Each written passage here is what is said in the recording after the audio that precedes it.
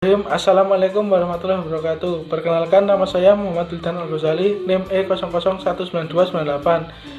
Pada kesempatan kali ini, kelompok kami akan membahas tentang hukum Islam pada masa pembinaan, pengembangan, dan pembukuan pada abad ke-7 hingga ke-10 Masehi. Periodisasi ini berdasarkan dari periodisasi yang dikemukakan oleh Muhammad Daud Ali. Di samping periode Nabi Muhammad dan periode Khulafaur Rasyidin, periode pengembangan, pembinaan, dan pembukaan hukum fikih Islam perlu dikaji dan dipahami dengan baik, karena dalam periode inilah hukum Islam dikembangkan secara lebih lanjut. Periode ini berlangsung kurang lebih selama 250 tahun, dimulai pada bagian kedua abad ke-7 hingga abad ke-10 Masehi. Dilihat dari kurun waktu ini, pembinaan dan pengembangan hukum Islam dilakukan di masa pemerintahan Khalifah Umayyah dan masa pemerintahan Khalifah Abbasiyah.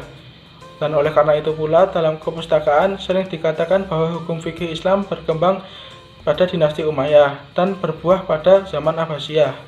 Periode ini dikenal sebagai zaman keemasan dalam pembukuan hukum Islam dan pemikiran hukum Islam, atau fase fikih menjadi ilmu yang sempurna dan mandiri. Hukum fikih Islam sebagai salah satu aspek kebudayaan Islam mencapai puncaknya pada zaman Khalifah Abbasiyah yang memerintah selama kurang lebih 500 tahun.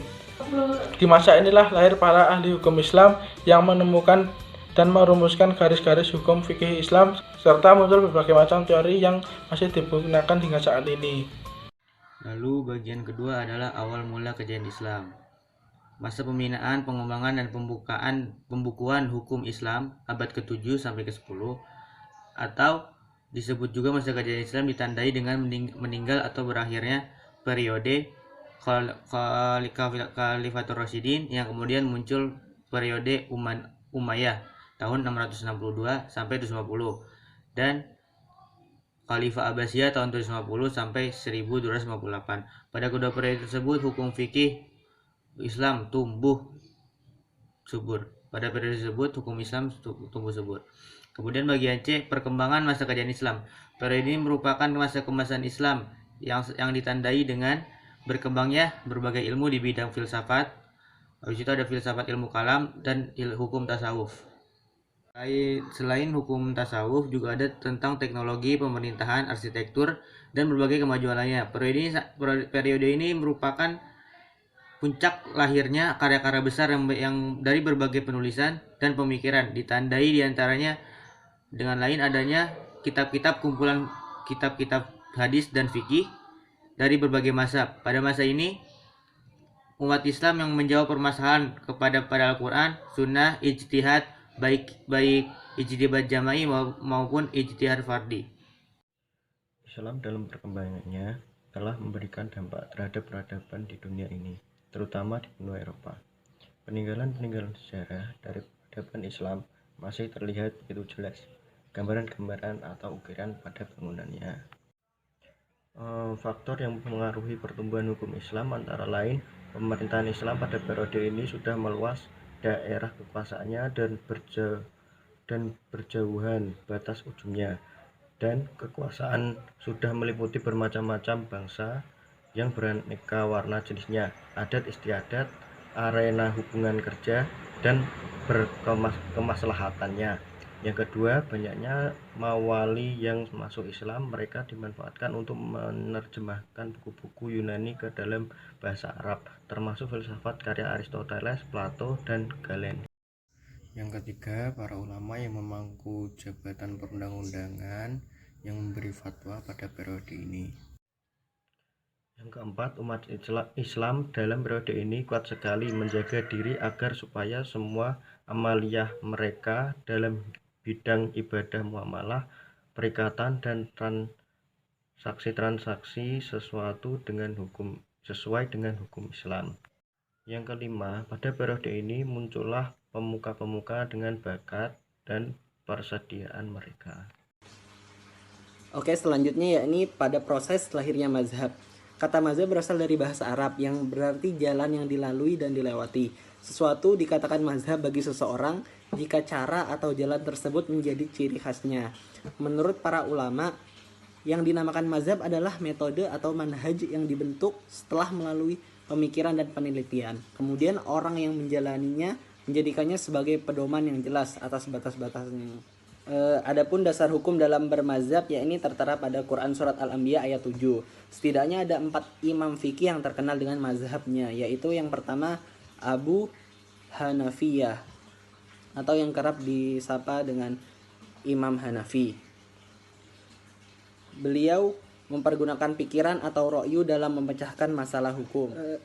Sumber hukum yang digunakan yakni adalah Al-Quran, Sunnah, ra'yu dengan ijtima, qiyas, istihsan, serta urfa atau kebiasaan yang ada pada masyarakat setempat. Beliau hidup di Kufah, berbeda dengan di Madinah. Di Madinah penduduknya homogen dan hidup dalam suasana agraris, sedangkan di Kufah masyarakatnya heterogen, hidup dalam suatu kota yang terdiri dari berbagai suku bangsa. Ini menyebabkan pemecahan masalah hukumnya pun menjadi berbeda pula. Selain itu, intensitas penggunaan sumber hukumnya pun berbeda. Perbedaan intensitas dalam mempergunakan hukum ini menyebabkan perbedaan pendapat yang akhirnya menimbulkan aliran-aliran pemikiran dalam hukum fikih Islam. Karena itu, Abu Hanafiyah banyak menggunakan pikiran atau ra'yu dalam memecahkan suatu masalah. Dalam kepustakaan mazhab Hanafi ini dikenal dengan sebutan ahlu ra'yu. Ketiga adalah Muhammad Idris Asy-Syafi'i. Beliau adalah ahli hukum Islam yang pertama kali membuat kitab usul fiqh dalam kitab Ar-Risalah. Beliau belajar hukum fikih dari mujtahid Imam Hanafi dan juga Imam Maliki, kemudian menyatukan kedua aliran tersebut untuk menentukan sumber-sumber hukum Islam. Kemudian yang keempat adalah Ahmad bin Hambal. Beliau merupakan ahli hukum dan juga ahli hadis. Beliau belajar kepada ahlinya, termasuk kepada Imam Syafi'i, menyusun kitab hadis, yakni Al-Musnad dan Al-Masnad. Pendapat Ahmad bin Hambal sampai sekarang dijadikan pendapat resmi di negara Saudi Arabia. Kemudian dari keempat imam mazhab ini mereka menemukan cara menentukan sumber-sumber hukum Islam yakni melalui qiyas dan juga ijma. Ada juga perkembangan pemikiran hukum dengan lahirnya penilaian baik buruknya sifat manusia atau disebut dengan al-ahkam al-khamsah. Ketika ini muncul ahli khusus yang mempelajari, meneliti, mencatat dan juga membukukan hadis.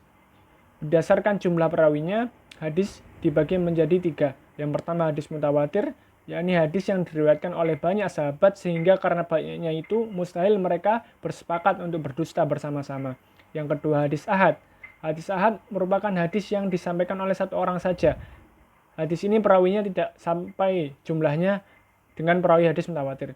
Kemudian hadis masyhur. Hadis masyhur, hadis yang disampaikan oleh banyak orang tapi jumlahnya tidak sampai sebanyak hadis mutawatir.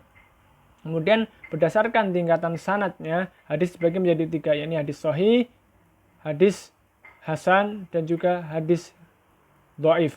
Pertama adalah hadis sahih. Untuk mencapai tingkatan sahih perlu memenuhi syarat-syarat.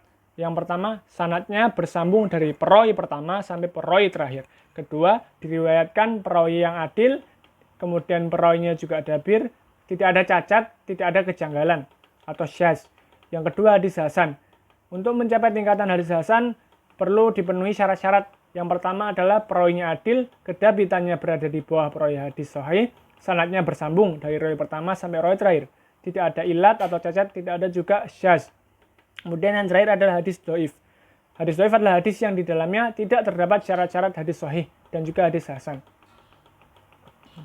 Demikianlah atas usaha para ahli pada abad 3 Hijriah ini tersusunlah kitab-kitab yang sering disebut dengan kutubus sittah atau 6 buah kitab hadis.